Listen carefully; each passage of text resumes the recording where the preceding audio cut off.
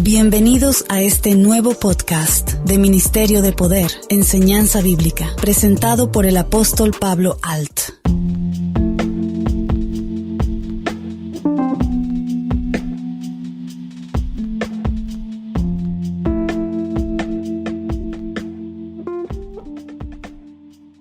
Saludos queridos hermanos y bienvenidos a un tema más de enseñanza bíblica. Les agradecemos mucho por todas las muestras de cariño y apoyo al ministerio. Le mandamos fuertes abrazos y bendiciones a los hermanos que nos escuchan en Norte, Centro y Sudamérica. Gracias por todo ese apoyo que nos mandan. El tema de hoy es pastores ciegos. Este no es un episodio que busca ser polémico o confrontador. Nuestro deseo es simplemente hablar con verdad. En este mundo donde vivimos, estamos en tiempos de confusión, donde a lo bueno le dicen malo y a lo malo le dicen bueno. Tenemos muchos ataques de gente que está en contra de la iglesia cristiana. Las burlas y descalificaciones cada día son más en redes sociales. El satanismo está activo al 100%.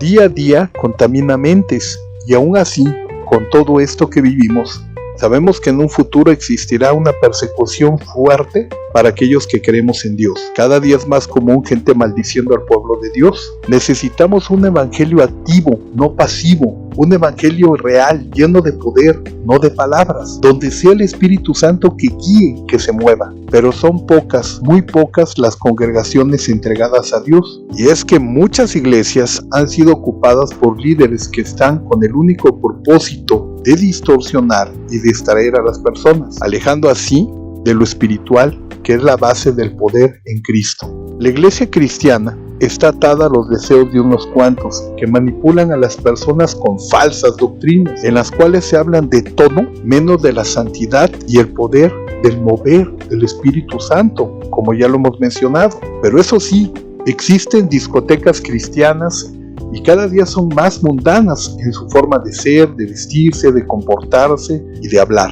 Hemos visto que muchos se congregan y van por tener un grupo al cual pertenecer, pero no leen, no se preparan en la palabra y lo que predican está muy distante de las cosas de Dios. Hay pastores que venden terrenos en el cielo, otros que siguen diciendo da hasta que te duela y Dios te dará 100 veces más. Otros que en su desesperación por ganar personas cometen todo tipo de excesos. Algunos se han vestido hasta de soldados y haciendo grandes campañas diciendo que son los verdaderos guerreros de Dios. Guerreros que no se atreven a orar por enfermos y no creen en liberaciones ni en milagros, que es donde el verdadero Espíritu de Dios se mueve, se manifiesta. Para aquellos que no creen en Dios, pues es una señal. Y están otros que hacen grandes eventos con pantallas, iglesias grandes, llenas de mucha gente que solo van por sentir bonito.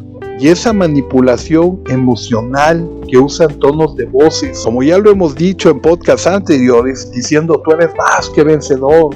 Y después de la prédica, claman perdón por tus pecados. ¿Y qué pasó ahí? Que al principio te decían que eres más que vencedor y después te dicen que eres pecador. ¿Por qué al final? Porque es ahí donde viene la pedidera de dinero.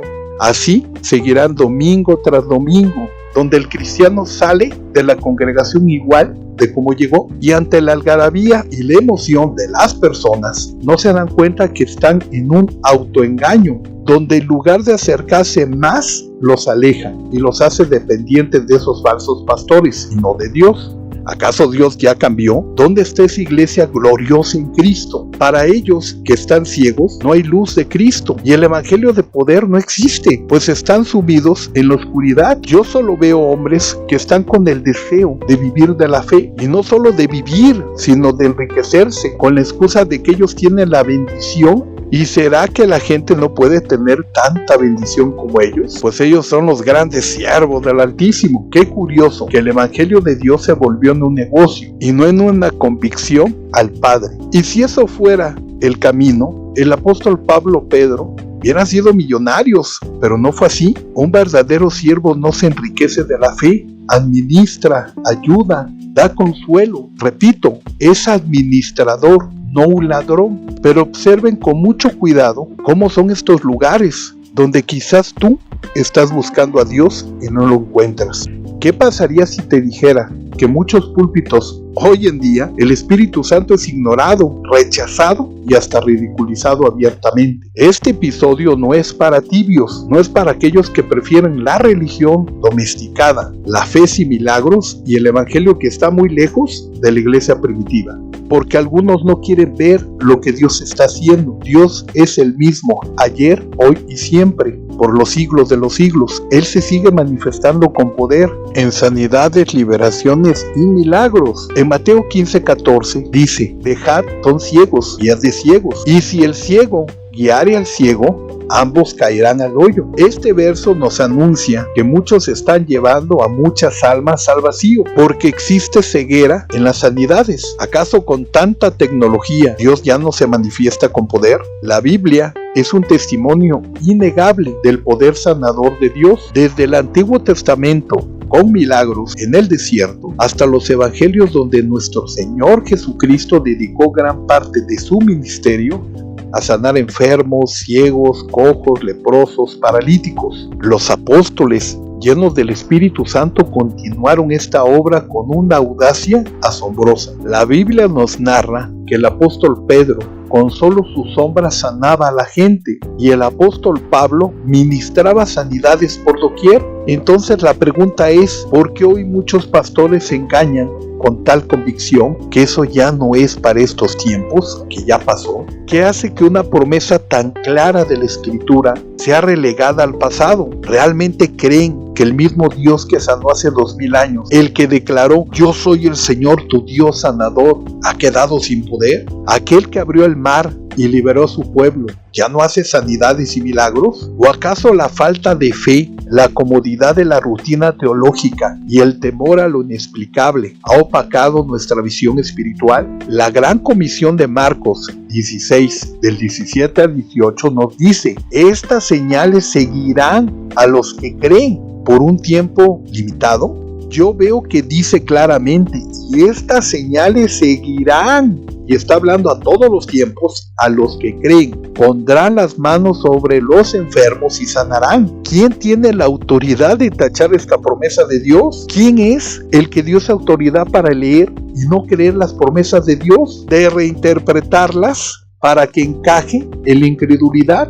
Las consecuencias de esta ceguera es devastadora. Cientos, miles de personas, hermanos y hermanas en Cristo, están sufriendo en sus congregaciones, medicándose, resignándose, esperando la muerte o una mejor vida en el cielo, porque se les ha enseñado que Dios ya no sana de esta manera. Se les ha robado la esperanza activa en la intervención divina aquí y ahora. Imagínate por un momento la frustración de un enfermo crónico en una iglesia. La pregunta es: ¿Dios cambió? ¿Ya no es el mismo? ¿Usarán otra Biblia? Porque me queda claro que ser cristiano es seguidor de Cristo, y si son seguidores de Cristo, creerán en su palabra y sus promesas. Pero muchos no lo ven así. A placer de ellos interpretan lo que quieren cuando quieren y lo interpretan a su manera. Y cuando los que creemos oramos por personas enfermas, ellos siguen dudando. No se les ha enseñado a recibir esa bendición de lo alto. No pueden ni podrán porque siempre están en duda. Así también está la negación a las liberaciones. ¿Será acaso que el diablo ya se jubiló? ¿Que de verdad ya no ataca a las personas? Claro que no. El diablo ataca 365 días del año y no descansa.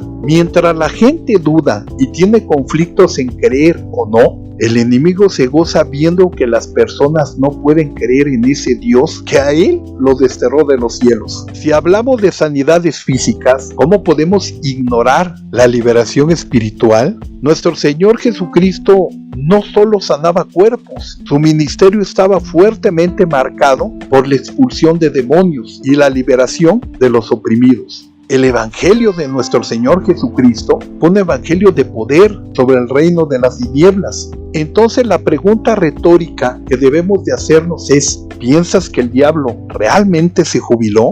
¿Que sus artimañas, sus opresiones, sus ataduras, su influencia demoníaca desaparecieron con el avance de la ciencia y la modernidad? ¿O es que nos da miedo reconocer que hay un enemigo real que necesita ser confrontado con el poder de Dios y con la autoridad que hay en Cristo? El impacto de esta negación es inmenso. Escuchen bien, lo puede llevar al infierno. Vemos congregaciones donde el sufrimiento mental, emocional y espiritual es desenfrenado.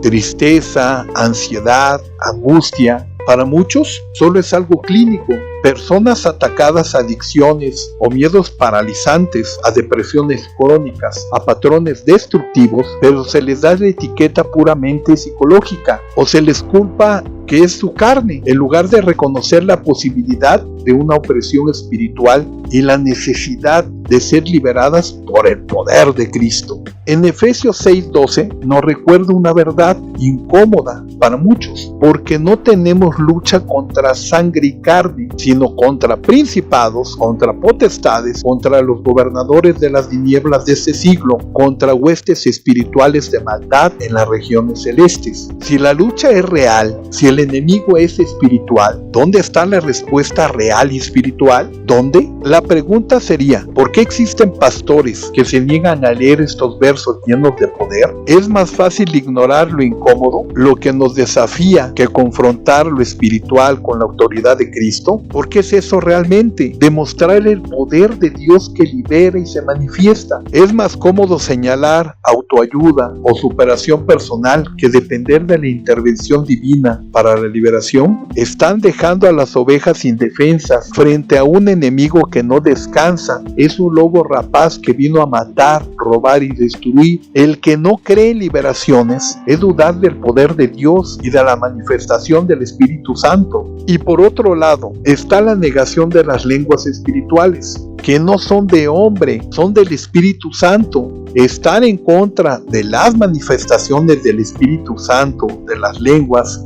es estar en contra del Espíritu de Dios. Y si se está en contra del Espíritu de Dios, está en contra de Dios mismo. Entendemos que solo un satánico podría estar en contra de las manifestaciones del Dios vivo, ya que ahogan la intimidad de Dios y ese acercamiento no con el hombre, sino con Dios mismo. El don de lenguas es un regalo de Dios y para muchos es algo controvertido, blanco de burlas, escepticismo. Las lenguas como señal del Espíritu Santo para muchos no son reales. Pero ¿por qué hay tanto temor, tanto rechazo a una manifestación que la Biblia describe como la oración en el Espíritu?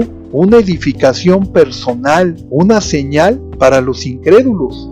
En el día de Pentecostés, en Hechos capítulo 2, nos enseña que las lenguas fueron la señal del derramamiento del Espíritu Santo. Y Pablo, en 1 Corintios 14, declara enfáticamente: doy gracias a Dios que hablo en lenguas más que todos ustedes. ¿Acaso el apóstol Pablo se equivocó? ¿Por qué decía con gran felicidad que él hablaba más lenguas que muchos? ¿O es que nuestra racionalidad ha aplastado nuestra espiritualidad, dejando poco a poco espacios para aquello que no pueden entender la mente humana? Cuando se niegan las lenguas, cuando se les prohíbe en una congregación, se está cortando una fuente vital del poder y de la unidad profunda con Dios y de edificación espiritual para el creyente. Es negarle a la gente una herramienta divina para la oración, para la intercesión, para la alabanza. Se ha preferido la forma y la estructura por encima del poder y la manifestación del Espíritu Santo. Se critica siempre lo emocional y lo desordenado, mientras se rechaza lo divino y sobrenatural que existe. Esta actitud